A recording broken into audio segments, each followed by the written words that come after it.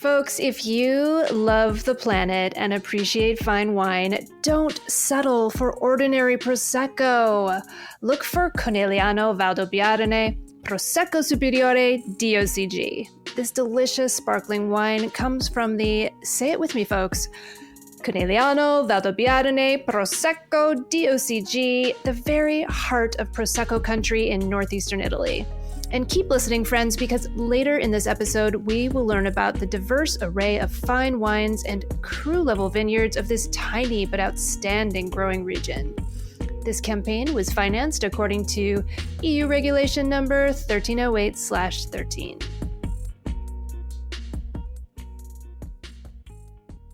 Hey, Catherine. Hey, yeah, what's up? Why do refrigerators make good illusionists? I have no idea. Well, they don't move, but they're always running. That's so interesting. Had to think about that one. That one left you cold. I'm sorry. I can do better next time. Freezing.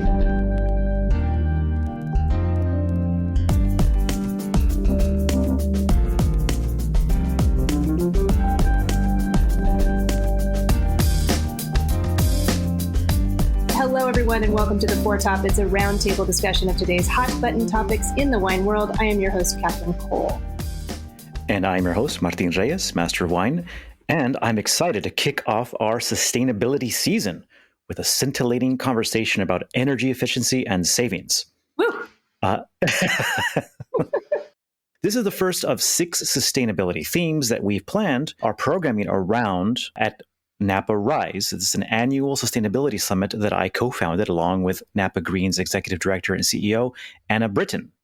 Yes, and Martine, I know you've been working really hard on Napa Rise, and this has been all work and no pay. This has been a huge volunteer effort on your part.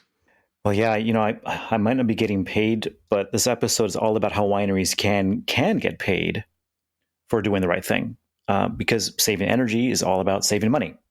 This is true. It makes so much sense. And, we kicked off this season with Anna Britton telling us about her framework of the 6 pillars of sustainability. And she told us an anecdote, which we like to call anecdotes because we don't take anything too seriously at the Four Top, to illustrate each of the pillars. And her first anecdote was jaw-dropping. She was talking about how sustainability certifications can be super cost-effective, which is, I think, most winery owners don't realize. And she told us about a winery she had visited to do a sustainability audit. Do you remember that story, Martine? Yeah, it's a fascinating one. And so there was a winery that the team said, look, if you contact PG&E, fill out some paperwork, you can get your rate changed and shave off, $40,000 a year off their energy bill. Wow. And the winery dragged their heels around, doing the action items that they had been prescribed for. So then 3 years later, the new GM comes on board and then said, hey, how can we do about our energy bill? And Anna said, hey, did you fill out that paperwork 3 years ago? No, we didn't. Oh, well, you would have been able to have saved at this point now $120,000. Oh, my goodness. That must have been so frustrating. But that is why I'm really excited about this episode, Martine, because saving money feels good. And we are here to talk about how much economic sense and how much sense in general energy efficiency makes with 2 real experts on the subject. First up, I'm delighted to introduce Peter Yeung. He is a wine business consultant, author, and master of wine candidate with a background in luxury wine and sustainability. He was previously an executive for a clean technology company in Silicon Valley and was a management consultant with a focus on clean and renewable energy. He's also the co-host of an awesome podcast, XChateau Wine Podcast, and I'm thrilled to have you here. Welcome, Peter. Thanks for having me. And I want to jump in and say that Peter is a prince among podcasters because XChateau is also running sustainability coverage, also themed around Napa Rise and the 6 pillars.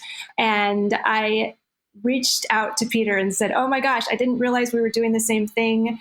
And the XChateau content has already been coming out. And I wanted to apologize. And Peter said, what are you talking about? The more people talking about sustainability, the better. So Peter, thank you. We're just so gracious about it. And we're so delightful to have you on for this episode. No, that's the whole point of all of it. Yeah. And I'm thrilled also to introduce our guest with a sonorous English accent, Will Drayton, the Director of Technical Viticulture and Research Winemaking at Treasury Wine Estates, one of the world's largest wine companies. Will works on guiding Treasury Wine Estates' sustainability efforts across their global footprint of wineries and vineyards, and he's also on the leadership committee of the Sustainable Wine Roundtable. Welcome, Will. Thanks, Catherine. Thanks for having me. It's a great pleasure to be on. I love talking about this stuff. So can't wait to get stuck in.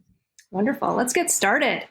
Excellent. So, Will, you're putting sustainability into practice in a meaningful way at Treasury Estates. Treasury Estates, of course, is this progressive wine company that owns several brands, including BV and Stag's Leap, among others. And so tell us about some of the impact your measures have had. Thanks, Martin. I guess I start with the first most obvious thing is that this is an enormous subject, and I can go really into details about a ton of stuff. So pull me up at any point if you don't want to go into those details. But working for a big wine company, one with a global footprint, is really interesting because we have experiences that are sort of different in every single region around the world. Whether that's around climate change or whether that's around, how your electricity providers changing your rates. So we get a bunch of different input and we get to kind of boil that down to sort of best practices. And we also get to kind of test and learn in one winery, like Beringer, for instance, and then spread that everywhere. So our philosophy is very much around sharing the kind of discoveries we get. And that's not just within our own wines, but that's across anyone who wants to listen and collaborate with us. So just putting it out there that we're always very open to talk to anybody, to share these lessons, whether it's listening to this podcast or coming and seeing us for coffee and Napa. Always happy to chat. Energy efficiency goes across the gamut, right? So it can be as simple as a project we're doing right now to finally finish off those LED light bulb upgrades. Kind of boring. People have been changing out LED light bulbs in their houses for the last 10 years. Nothing new and exciting until you realize it's always hard to squeeze out that last few bits of your tasting room or, hard to reach fixtures in your barrel shay. And we're pushing that out. And we realize that even this year, we'll be installing about another 3,600 LEDs. And we thought we were almost done, saving about 230 tons of carbon this year alone. That fits really well into one of our recent targets, which is to go 100% renewable electricity by 2024, which is a super steep curve, but I think a good, ambitious target. And we've got a really good way of getting there. So, happy to talk about that more. Yeah. How can you get to 100% renewable in a year? Yeah. So end of 2024 is our timeline. So it's still sharp. And this is a global goal. So this is not just at our US wineries, but it's a mixture of energy audits and efficiency. We want to bring down our overall footprint as much as can. That's where LEDs fit in. Although, to be honest, some of those things are going to take longer than that 2024 time period. So we'll be rolling that out over the next decade, or it'd probably be a journey that's never quite completed. A lot of that is on-site solar. So we've got solar going in at many locations. We've had solar on our US wineries for a long time. But in Australia, that wasn't always the way. So looking forward to rolling out a bunch more there.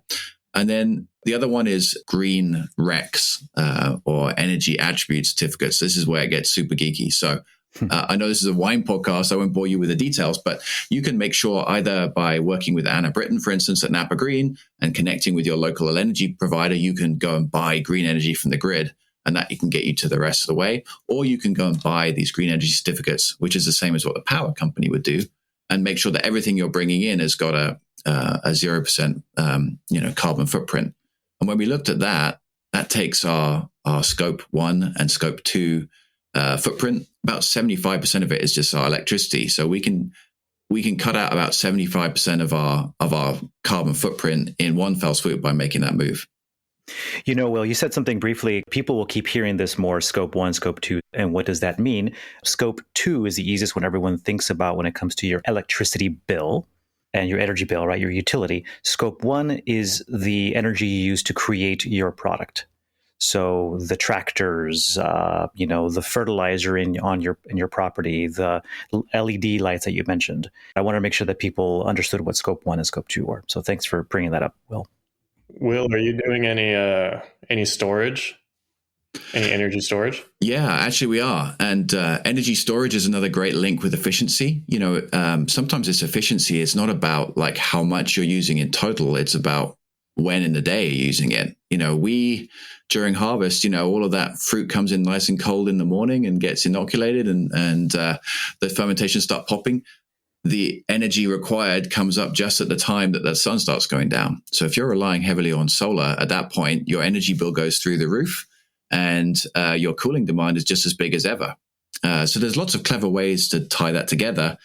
Unfortunately, at the moment, I think battery storage it's got a long way to come. If you think about solar and how cheap that's got, relatively speaking, energy storage for batteries is tricky. What we do, we have one of the biggest solar hot water collectors in the wine industry on our bottling plant. And so we've cut out a huge amount of natural gas by swapping over to solar hot water. And we have our energy storage in a big hot water tank rather than a big battery. And that is actually incredibly efficient, much cheaper to store hot water than it is to go and mine all that lithium and all of those rare metals and put it into an expensive battery. So I think we have about 3 megawatts of storage in that battery, which is just a big insulated water tank. So, think about storage more than just batteries, but it could be blocks of ice to store your refrigeration in, or, water tanks to store your heat in.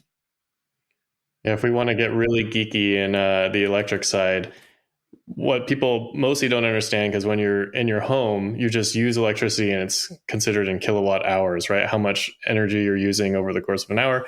But for industrial and commercial and for the electric grid as a whole, when you're using your electricity, it matters a lot, right? Because of how solar is producing, but also how power plants run.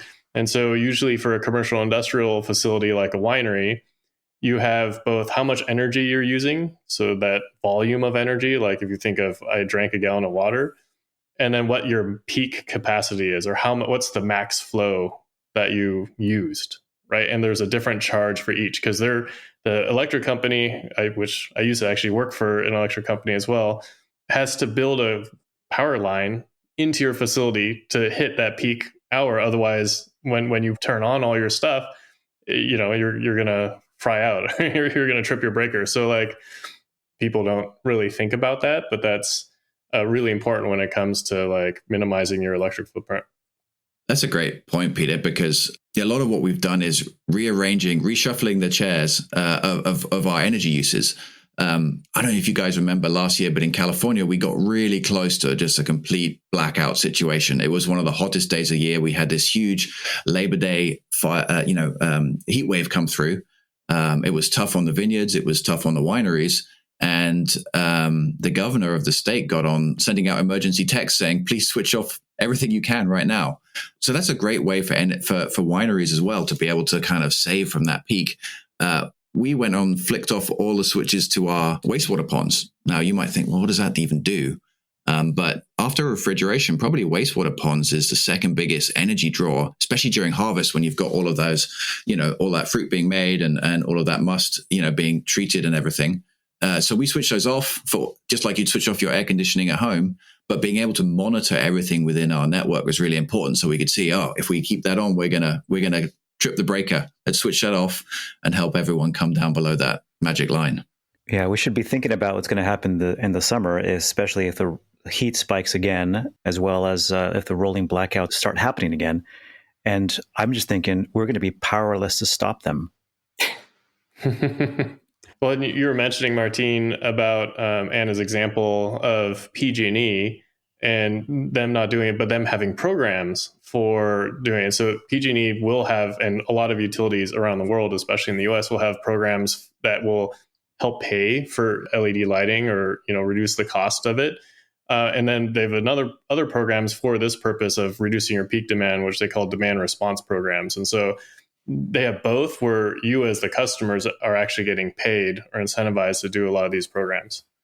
I think about what Will's doing, and Will, I bet you have a lot of capability for capturing real-time data and a lot of fancy technology that allows you to be more energy efficient. But if I'm a small winery and I cannot capture all my data and monitor it in a sophisticated way, Peter, I love your point that you can just reach out to PGE, reach out to your energy provider and see if they can do some of that work for you.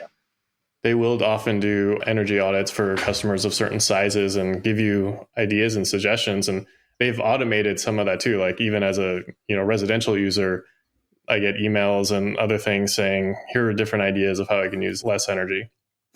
I just got an electric car not too long ago, and I was told by multiple EV owners to call up PG&E or call up MCE, and change my rate. And it took me a while. And I realized it's the same kind of psychology, which we're going to get into in the next bit about just one simple phone call 20 minutes later ends up saving me $200, actually more than that. If I do the math, $300 or $400 a year as a private consumer.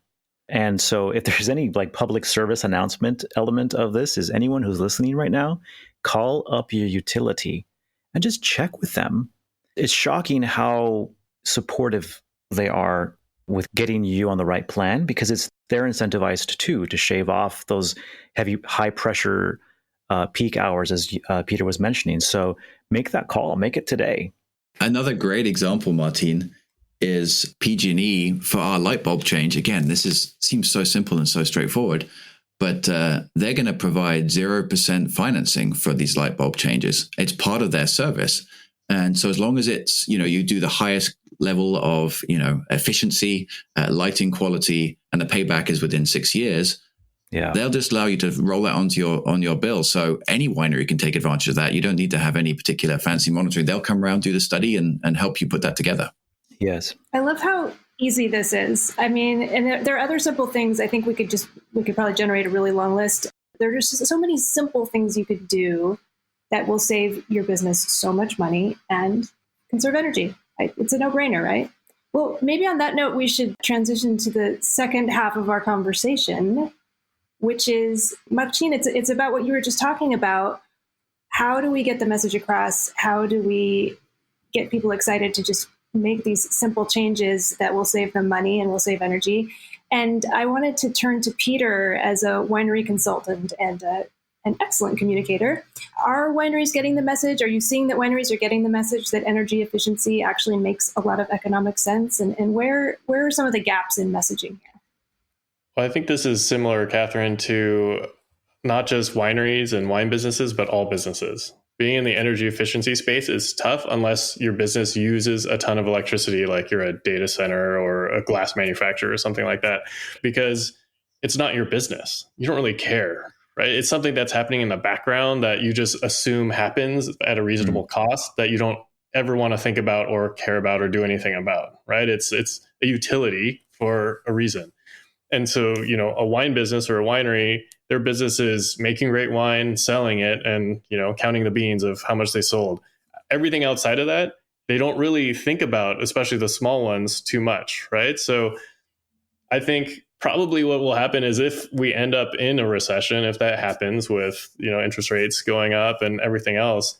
So it's interesting because sometimes people think about saving money less then, and they're thinking more about survival, but other times they might be looking at how to save money, and that could be part of it going in. And then to your point, just really helping people understand that this is really cost effective. It's saving you money net even after the investment, and you often can get incentives from PG&E or other utilities to make it happen. It strikes me as this is one of those areas out of all the pillars, particularly, there's like no downside other than procrastination. Not only is it the right thing to do, not only do you do your part, right, of reducing your carbon footprint, burning less fossil fuels, but then it's like, and it saves you money. So for all these reasons, it's like a psychological question. And I'm grateful that we're getting into this subject now. Well, Will might have some great examples, but some of it, to your point, Martine, is what is driving each individual's behavior. So if you talk about all those things, saving money might be the thing for some people. It might be the environmental impact for other people. It might be, just doing the right thing for someone else, right? And when all those explanations are there, then someone can grab onto the thing that resonates most with them and, use that as an excuse to even just turn off the lights at night, right? Mm-hmm. Or have it on a program that will turn it off.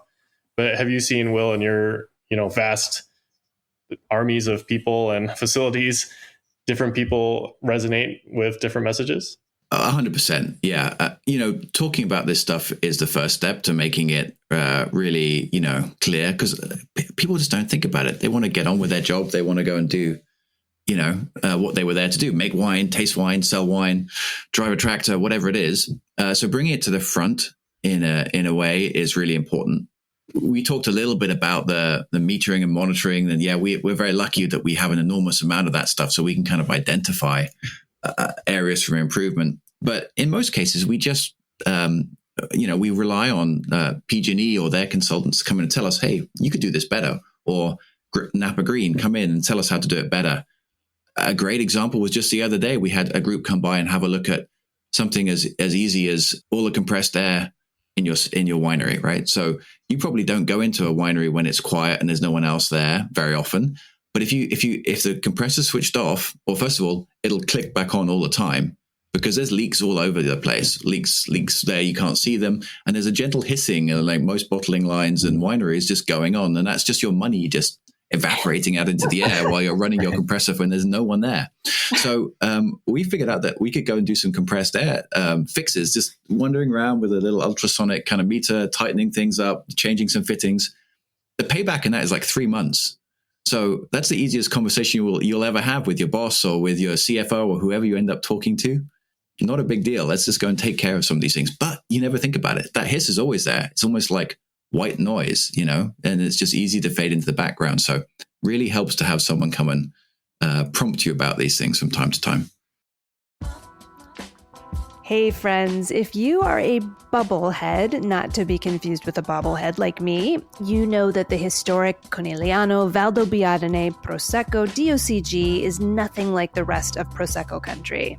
It is home to Italy's first wine school ever, where Professor Federico Martinotti developed the famous closed tank method for making sparkling wine.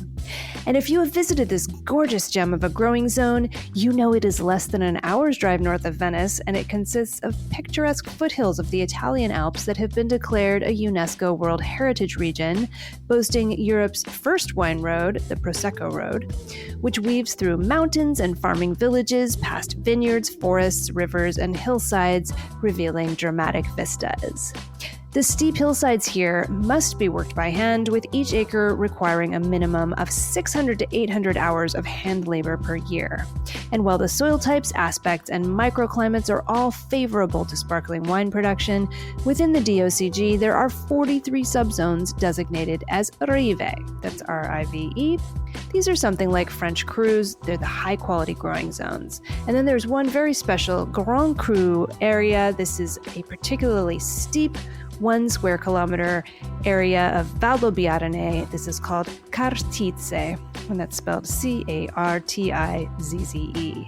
So if you are looking for a truly special Prosecco Superiore, look for those words Rive or Cartizze on the label. You'll also find a distinctive DOCG quality label on the neck of every bottle of Conegliano Valdobbiadene Prosecco Superiore DOCG. And this DOCG label will show the bottle's distinct number, which makes it unique and traceable. Also, on many of these wines, you will find a vintage year. That's right, a vintage year on Prosecco. Just look for that word millesimato, and you'll find that vintage year. Another thing that you can find on the back label of a wine from this wonderful region is an indication of the sugar content. And that can range from Brut Natur, that's obviously bone dry, to extra brut, to brut, extra dry, or dry. And if you know sparkling wines at all, you know how misleading these terms can be, because dry is sweeter than brut. But anyway, I have popped open a dry Prosecco Superiore. Right now, I have here Le Manzane Springo Bronze, or Springo Bronze in my terrible Italian accent, Rive di Manzana. So this is a wine from a Rive called Manzana that's in Conegliano, It's vintage 2022 and the label says dry, so I know I'm going to get a wine that's just a little bit sweet. But tasting it, it's not cloying at all. I'm getting a beautiful perfume of spring flowers and sweet herbs on the nose, maybe a little tarragon or mint even. And of course, that signature white peach on the palate that just lingers deliciously on the finish. This wine has terrific acidity and just leaves your mouth feeling clean and fresh. You know what? Dry is working for me right now, and I think I'm going to keep this wine open and enjoy it with brunch tomorrow. Thank you so much for learning with me. This campaign was financed according to EU regulation number 1308/13.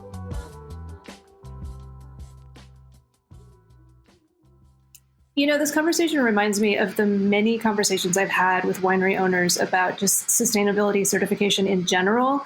And there's just for decades, there's been this thing where the winemaker says, I would do it, I'm practicing organic, but the paperwork, and it's always the paperwork. Like it's this like horrible thing. And that's an acceptable excuse for not being certified sustainable. And it's like, how hard is it to fill out a form? I mean, we all have to do our taxes. That's probably the worst possible paperwork anyone can face. It's really not that hard to just, like you're saying, make that phone call, fill out that form. That shouldn't be an excuse. And, we know that certified sustainable wineries, people really look for those products now, and that pays off. So, yeah.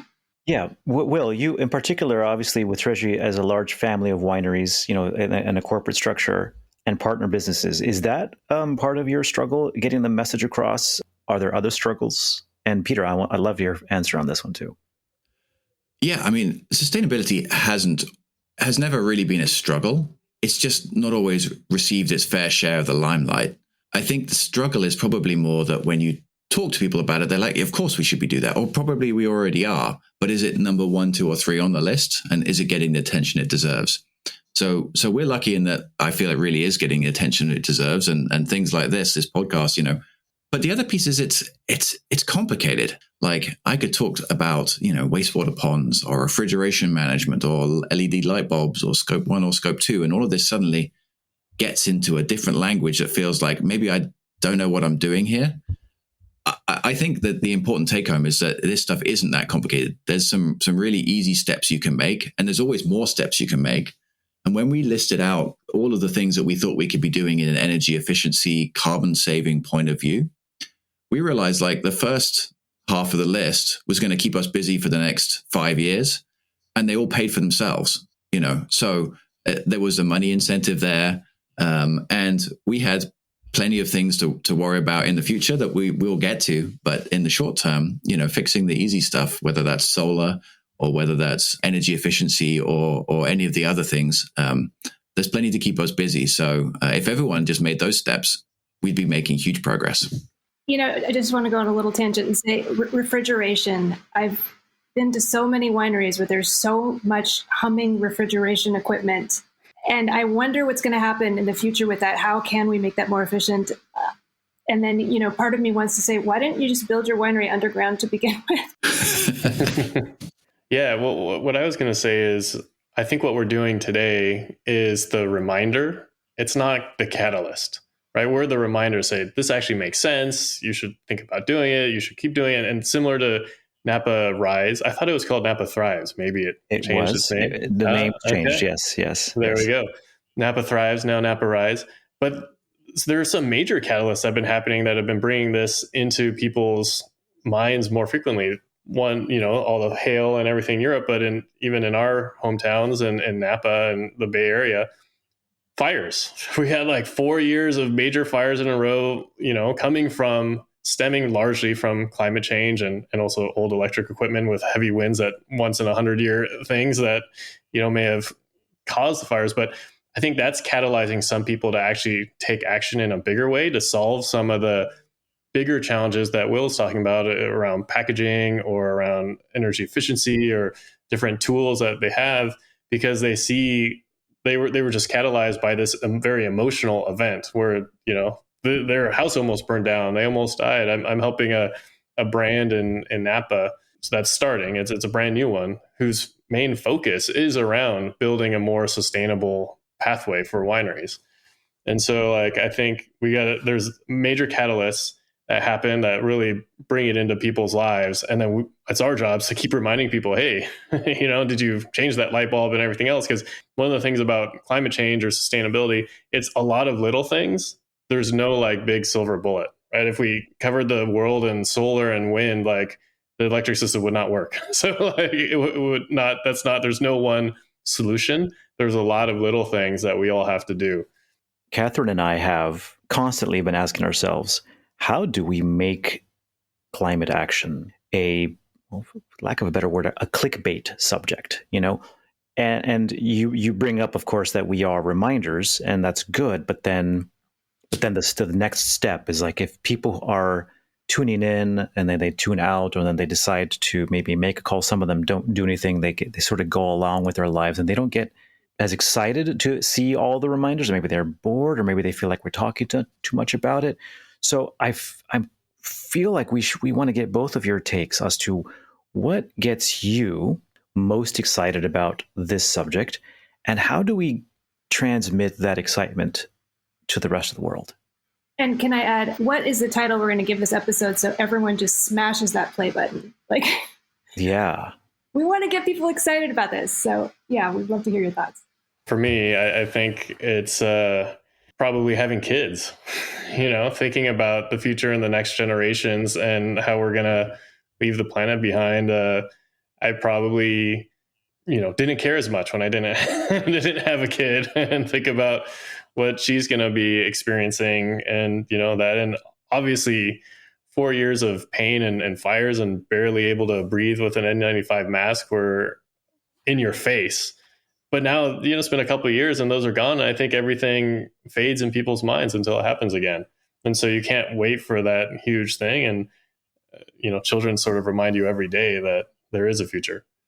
Yeah. Peter, I would definitely echo that. I'm looking after my boys and wondering what world we're living them. But in addition, the difficulty with the clickbait titles is they're nearly all doom and gloom, right? The world's going to be too hot you won't enjoy your wine anymore. It'll be all smoky. It'll be all disastrous. And I think what the world needs to know is there's an incredible amount of work going on. We can't be all Pollyanna-ish saying it's all going to be fine. We've got a huge journey to go on, and the world will not look the same in 50 years' time than it does right now. And so that in itself is a little scary. But I do worry that the clickbait that is most effective is those doom and gloom scenarios. And eventually people stop clicking on those because there's nothing in it for them. They they have the opposite effect. So whatever we can do to bring a little bit of sort of excitement, novelty, new ways of doing things, whether you guys had a Monarch tractor on there, but get ready for a revolution in the farming world in terms of electrification and getting rid of diesel, changing in growing practices that you see, blossoming biodiversity around you because of the changes in what we can do. Also, imagine like a winery that becomes that much quieter or darker at night, or that much more energy efficient, that much more of a better neighbor. All of those things will kind of infuse the winemaking team in terms of the joy they bring when they come to work. Our energy efficiency, our sustainability criteria has been an enormous recruiting asset to us. Like, people ask us all the time, "What are you actually doing? How can we come and work with you, or how can we find out more about what you're doing?" So I think there's a bunch of positive messages in there. I'm not a marketer. Like, I'm not going to give you a clickbait title that's really positive. I'm thinking about it right now, but I think we got to get away from that doom scrolling negativity, because I think it stops progress. Well, I think we got to look at our audience too, Martin, because I saw some research at the Wine to Wine conference in Verona from VinePair, I believe, and they said consumers aren't interested in sustainability more. That's when they write about sustainability, it's one of their lowest read articles. Mm-hmm. Yeah. As Catherine mentioned, we were putting out for XChateau a series on sustainability. It's actually doing pretty well relative to everything else. So I think it's a different audience, right? We're targeting more of a B2B audience, and businesses generally are more rational, usually, maybe not so much a wine, but in general. they're more rational. And so having more of the, the cost savings, the ROI conversations and all that, you're looking how to save. You're complaining about how you don't have enough people and help selling your wine, right? As you guys mentioned, well, you could have been saving 40 grand a year. If you had called PG&E, that's maybe half a person, or depending on how much you pay people, but like some amount of people that you could have then employed to help you sell more wine, right? So like businesses tend to be a little bit more rational. And so maybe it is thinking about things in that way to get businesses at least to start to do more of these things. Obviously, consumers need to do more as well, because as I said, it's everybody. But the clickbaity thing, I think it's more for consumers versus like people who are thinking with their business hats on think a little differently. Peter, adding to that business piece, it's not just the winery manager who's thinking about those savings. It's also those gatekeepers, so we might not be getting those conversations from consumers directly, and they might turn off or they're not reading those articles. But you better bet that, distributors are talking about it. When we sell wine into Europe, the monopolies are talking about it. They won't even let you in through the door. So that's also helping shape, tighten up the wine industry's approach to sustainability and getting the story together and making sure that it's not just a greenwashing top layer to things, but really diving into some of the details about what you're doing. What is your target on water? What is your target on CO2? And prove it to us rather than just talk about it in niceties. So the lesson here is that clickbait works for certain audiences, your private individuals. So like the title that I had as a joke was "Don't fuck your children's future up." May work for certain audiences, but not for others for this particular episode. Yeah, don't fuck your children's future up. Turn off your lights. It's very pithy, gets right to the point.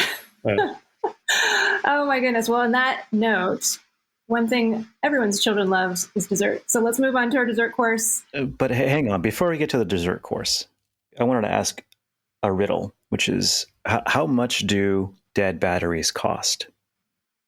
Nothing. They're free of charge. Do you guys have sound effects? That definitely needs a badum. Oh my goodness. Well, as I was saying, now it's time for our figurative dessert course, in which each of us shares a little something sweet that we have been enjoying this week. And Peter, what do you have queued up for dessert? Yeah, I think it's supposed to be related to wine, right? And wine is so much less sweet for me right now, as Martine probably had felt in the past some of this pain because I'm in the Master of Wine program and trying to study for the exam again. So there's like, wine is sort of like painful, but helping alleviate the pain, or at least the pain for my pocketbook, or preservation technologies like Repour and Corvin that make it so much easier than, when Martine, being ancient, probably 20 years ago, when he was doing all this, like probably had to open casks of wine to siphon out to pass his exam, right? Oh yeah, the straw-lined Chianti bottles. That's how I passed. Chianti is a good segue. So that was going to be my thought. I just got back from Tuscany, and it was phenomenal. And having lived most of my life in Napa Valley, Sonoma, Northern California, it was just a breath of fresh air to see a whole bunch of new techniques, a whole discussion around the use of Tuscan oak versus French oak or Hungarian oak or whatever. That leads to it. They make casks out of it, and they've got some real special projects that we're working on one of our Italian wineries, Gabbiano. It was cool. It opened my eyes and made me think, it's important to keep looking outside of what you know in the wine industry. Will, you must have been smiling a lot when you looked out over the landscape of Tuscan vineyards. But you want to know why you were smiling the whole time? Go on. Because they're hill areas. Yes, you're right. All right, Martin, what's your dessert course? Or do you want to give us one more joke? No. I think I overdid my quota. I need to be more energy efficient with these. So something that I've been that I just discovered recently is something called, for my personal in kitchen use, super cubes, like soup, and then ER, like super cubes.